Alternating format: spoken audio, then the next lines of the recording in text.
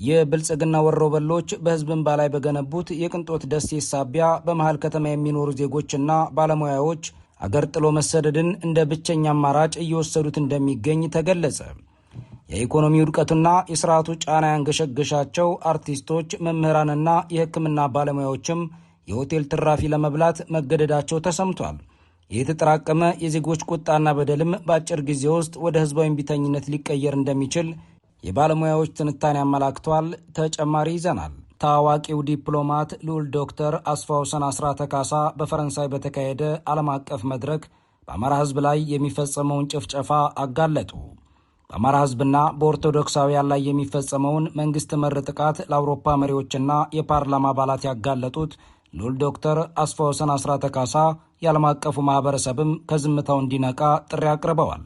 የብልጽግና አገዛዝ የዲፕሎማሲ ኪሳራ የተከናነበበትን መረጃ ይዘናል፣ ታደምጡታላችሁ።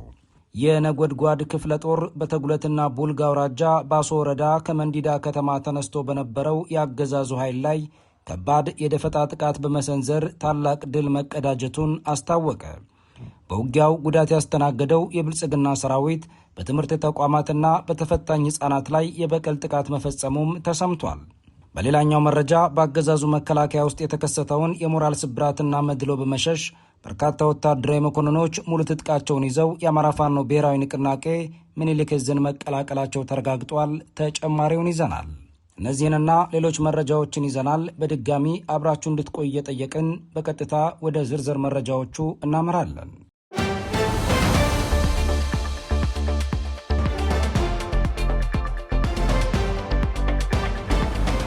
ሰዎች ከአውሮፓ እየመጡ ከአሜሪካ እየመጡ በእናንተ ሀገር እድገት እየተደነቁ እየተደመሙ እናንተ አላየንም አልሰማንም አትበሉ።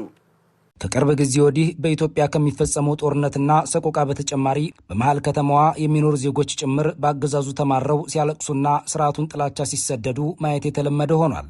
ከመሃል አዲስ አበባና ከተለያዩ የሀገሪቱ ከተሞች የተገኙ መረጃዎች እንደሚያመላክቱት በአሁኑ ሰዓት የኢትዮጵያ የማህበራዊ መሰረት የሆኑ ባለሙያዎች ፍጹም አሳፋሪና አሰቃቂ ህይወት ውስጥ ይገኛሉ።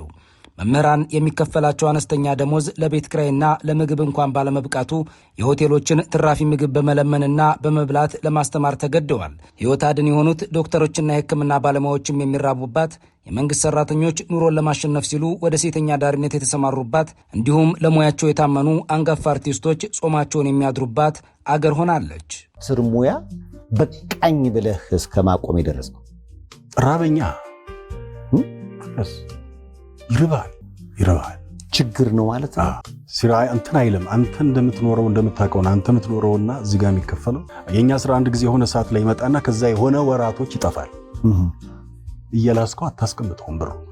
ይህ ሁሉ ግፍና ስቃይ ባለበት ሁኔታ ግን የብልጽግናው ስርዓት ተላላኪዎችና ተረኛ ባለስልጣናት የዜጎችን ሀብት በመዝረፍ በቅንጦት ደሴት ላይ እየኖሩ ወጣቱ ደግሞ በአገዛዙ አስተዳደራዊ መዋቅር በመማረር ስደትን አማራጭ ለማድረግ መገደዱም ታውቋል። እኔ ማለት ነው በጣም ሀገሯን በጣም በፍቅር ከምትወድ ሴት አንዷ እኔ ነኝ። ማለት ሰው ሊሰደድ አይገባም የምል ሴት ቢኖር እኔ ነኝ። ሰው መሰደድ አለበት እዚች ሀገር ላይ ሊኖር አይገባም የምል ሴት ደግሞ ሁሉ እኔ ነኝ። መንግስት ወይ ግደልን በቃ ማለት በቃ እንዲሰችት አድርገህ ህይወታችን እንዲመስቀልቅልቅል አድርገህ ማለት ህይወታችን ለምን አጨርሰንም በቃ አንዴ መተህ በመሳሪያ ሁላችንንም እንዲህ በቃ የለም በቃ መከራችን አብዝተን መከራችን ከመታበዘው ለምን አገለን? ምን አይነት ህይወት ነው እያኖርከን ያለው? ግን ምን አይነት መንግስት ነው የመጣው?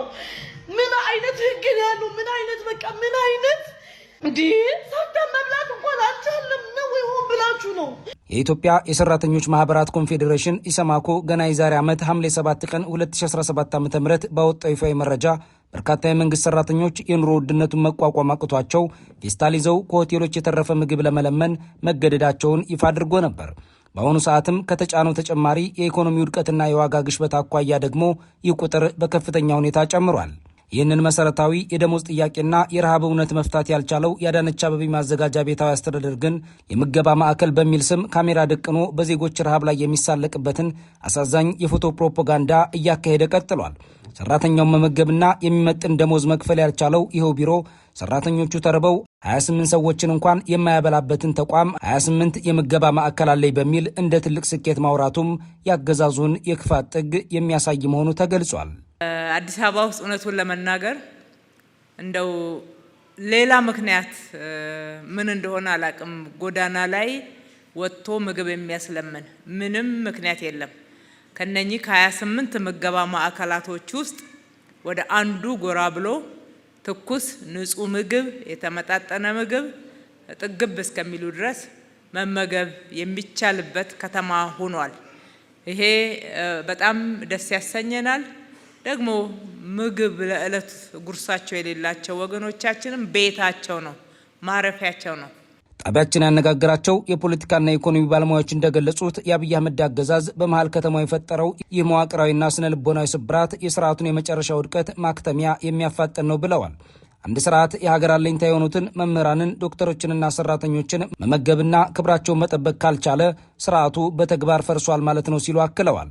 ባለሙያዎቹ እንደሚጠቁሙት ወጣቶች፣ መምህራንና የሕክምና ባለሙያዎች ይህንን ግፍ በዝምታ ከመመልከት ይልቅ ስርዓቱን በሁሉም ዘርፍ በጋራ በመነሳት መታገል እንዳለባቸው ጠቁመዋል። የሀገሪቱን ሁለንተናዊ ጥፋትና የብልጽግናው አገዛዝ ስርዓታዊ ግፍን ለመቀልበስም በሁሉም አቅጣጫ ያሉ ዜጎች፣ ምሁራንና የለውጥ ኃይሎች ተቀናጅተውና ተደራጅተው መነሳት የሚገባበት ወሳኝ ጊዜ መሆኑም ተገልጸዋል።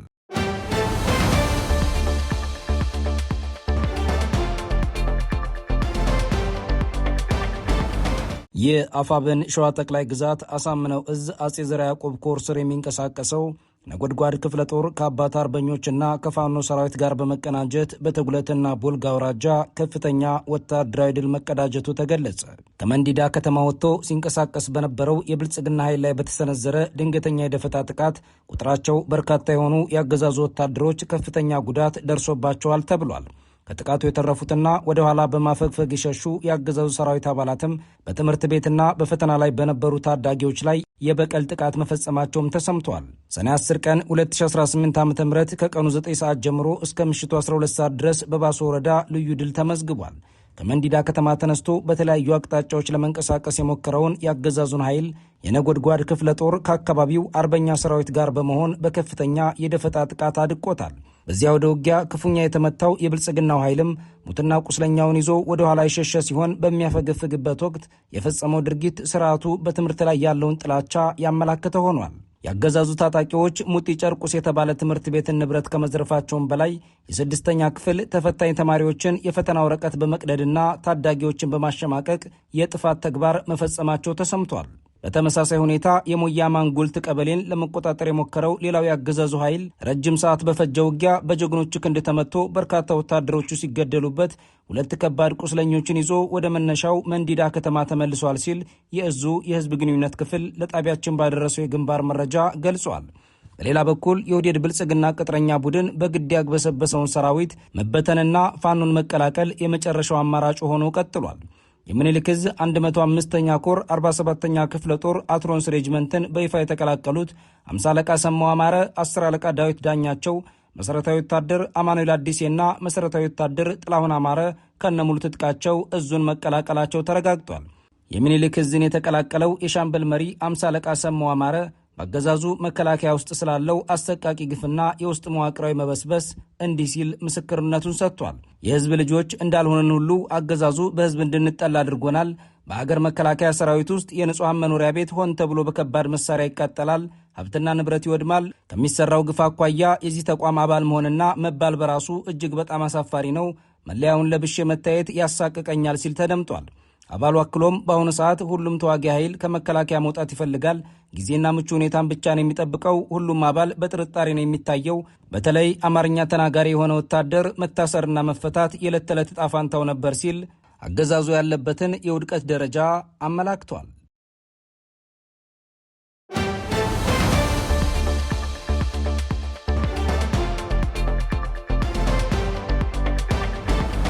Thank you so much. Ladies and gentlemen, I thank you that you gave me this opportunity to address this august forum and to give you a small briefing on the silent suffering of the Amhara people in Ethiopia. ይህ ድምፅ በኢትዮጵያ ዘመናዊ ታሪክና በዓለም አቀፍ መድረክ ስማቸው በክብርና በታዋቂነት ከሚነሱ ታዋቂ ግለሰቦች መካከል አንዱ የሆኑት ልዑል ዶክተር አስፋወሰን አስራተ ካሳ ለወገናቸው የደረሱበት በሕዝብ ላይ የሚፈጸምን ሰቆቃ ለዓለም ያጋለጡበት ታሪካዊ ድምፅ ነው። ልዑሉ በጽሑፎቻቸው በምሁራዊ ትንታኔያቸውና በዲፕሎማሲያዊ ጥረቶቻቸው በኢትዮጵያና በአውሮፓ መካከል ጠንካራ የባህል ድልድይ የገነቡ ታዋቂ ምሁርና ደራሲ ናቸው።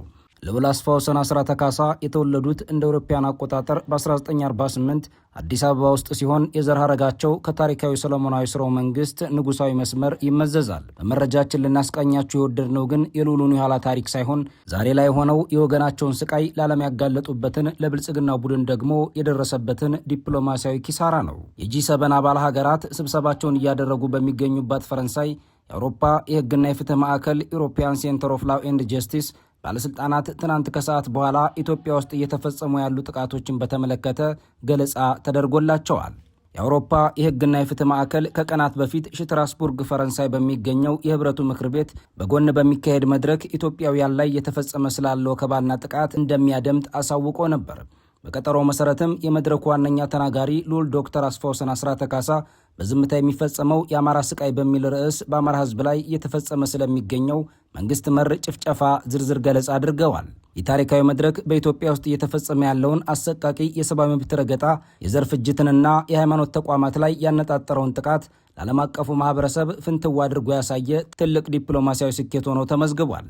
መድረኩ በኢትዮጵያ ዘመናዊ ታሪክና በዓለም አቀፍ መድረክ ስማቸው በክብር የሚነሳው ታዋቂው ምሁር ደራሲና ዲፕሎማት ልዑል ዶክተር አስፋወሰን አስራተ ካሳ በህዝብ ላይ እየተፈጸመ ያለውን ሰቆቃና በዝምታ የሚካሄደውን ጭፍጨፋ ለአውሮፓ መሪዎችና የፓርላማ አባላት ያጋለጡበት ታላቅ ክስተት ሆኗል።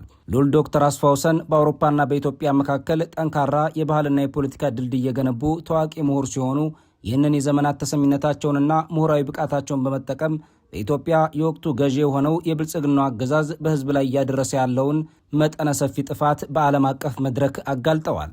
መድረኩ በተለይ የጂ7 አባል ሀገራት ስብሰባቸውን በፈረንሳይ እያካሄዱ ባሉበት ወሳኝ ወቅት ላይ መደረጉ ደግሞ ለጉዳዩ የላቀ ዓለም አቀፍ ትኩረትን የሰጠ ሲሆን የአገዛዙን የዲፕሎማሲ መጋረጃ ሙሉ በሙሉ የቀደደና ከፍተኛ የፖለቲካ ኪሳራ ያጎናጸፈው ሆኗል። ልዑል ዶክተር አስፋወሰን በመድረኩ ላይ ያቀረቡትና ማዕከላዊ አጀንዳ የነበረው ሰነድ በዝምታ የሚፈጸመው የአማራ ስቃይ ወይም ዘ ሳይለንት ሰፈሪንግ ኦፍ ዘ አምሃራ በሚል ርዕስ የነበረ ሲሆን እርሳቸው መንግስት ሲሉ የጠሩት የብልጽግናው አገዛዝ መዋቅርና ታጣቂ ኃይሎች የሚፈጽሙትን ዘር ተኮር ጭፍጨፋዎች በዝርዝር አስረድተዋል። ጥቃቶቹ ስልታዊና ሆን ተብሎ የተወሰኑ ማህበረሰቦችን ለማጥፋት የታለሙ ናቸው ሲሉ የገለጹት ልዑሉ በተለይም በአማራ ህዝብና በኦርቶዶክስ ተዋሕዶ እምነት ተከታዮች ኦርቶዶክሳውያን ላይ የተፈጸሙት አሰቃቂ ጭፍጨፋዎች፣ የቤተ ክርስቲያናት መቃጠልና የንጹሐን መታረድ በዓለም አቀፍ ሚዲያዎች በቂ ሽፋን ሳያገኙ በዝምታ እንዲታለፉ መደረጉንም ኮንነዋል። የአፍሪካ ህብረትን ጨምሮ በርካታ ዓለም አቀፍ ተቋማት መቀመጫ በሆነችው አዲስ አበባና መላው ኢትዮጵያ ውስጥ የግለሰቦችና የሀገር ደህንነት አሳሳቢ ደረጃ ላይ መውደቁን በማስረዳት የዓለም አቀፉ ማህበረሰብ ከዝምታው እንዲነቃም ጥሪ አቅርበዋል። በመድረኩ ላይ የተገኙት የአውሮፓ ምክር ቤትና የፓርላማ አባላትም ከዚህ ቀደም የነበራቸውን የተሳሳተ ግንዛቤ የሚቀይር መረጃ ማግኘታቸው ተሰምቷል። ከገለጻው በኋላ አስተያየታቸውን የሰጡ አንደኛው የፓርላማ አባል በበኩላቸው ኢትዮጵያ ውስጥ በአንድ አቅጣጫ ብቻ የእርስ በርስ ጦርነት ያለ ይመስለኝ ነበር፣ አሁን ግን ግጭቱና ጥቃቱ በየቦታው መሰራጨቱን ተረድቻለሁ በማለት ድንጋጤያቸውን ገልጸዋል። በተለይም በዛሬዋ ኢትዮጵያ ውስጥ በብልጽግናው አገዛዝ ትዕዛዝ ጭምር የሚፈጸሙ የጦር ወንጀሎች፣ የሰብአዊ ጥቃቶችና የዘር ፍጅቶች ያለምንም ተጠያቂነት መፈጸማቸው በከፍተኛ ሁኔታ ተኮንኗል። ሌላኛው የአውሮፓ ፓርላማ አባል በበኩላቸው በአገዛዙ ጭካኔ በመገረም ለምንድነው መንግስት በራሱ ህዝብ ላይ በሰው አልባ አውሮፕላን ድሮንም ሆነ በሌሎች የጦር መሳሪያዎች ጥቃት የሚያደርሰው ሲሉ ጥያቄ ሰንዝረዋል። ይህ ጥያቄም የአገዛዙን የጭካኔ ገጽታ ለዓለም ይፋ ያደረገ ማረጋገጫ ሆኗል። ልዑሉ ለቀረበላቸው ጥያቄ በሰጡት ምላሽ የሀገሪቱ ዋነኛ የፖለቲካ ደዌ በጎሳ ላይ የተመሰረተው ፌዴራሊዝምና ከፋፋዩ ህገ መንግስት መሆኑንም በምሁራዊ ትንታኔ አስረድተዋል። መፍትሄውም በሌሎች አፍሪካ ሀገራት እንደሚደረገው አንድነት በልዩነት ልዩነት በአንድነት የሚል መርህን መከተል እንደሆነ ጠቁመዋል። ይህ የልዑል ዶክተር አስፋወሰን አስራተ ካሳ የዲፕሎማሲ ውጤትም የብልጽግናው ቡድን የዘር ማጥፋትና የሃይማኖት ማሳደድ ወንጀል ከእንግዲህ በሚስጥር ሊቀጥል እንደማይችል ያሳየ ታላቅ ምዕራፍ ሆኗል። አገዛዙ በዓለም አቀፍ መድረክ ሙሉ በሙሉ መጋለጡ የገንዘብና የዲፕሎማሲ ድጋፍ የሚያገኝባቸውን መንገዶች የሚዘጋ በመሆኑ የስርዓቱ ውድቀት መቃረቡንና የህዝብ ነጻነት ትግል ዓለም አቀፋዊ መድረክ ዕውቅና እያገኘ መምጣቱን የሚያበስር ታሪካዊ ክስተት ሆኖ ተመዝግቧል።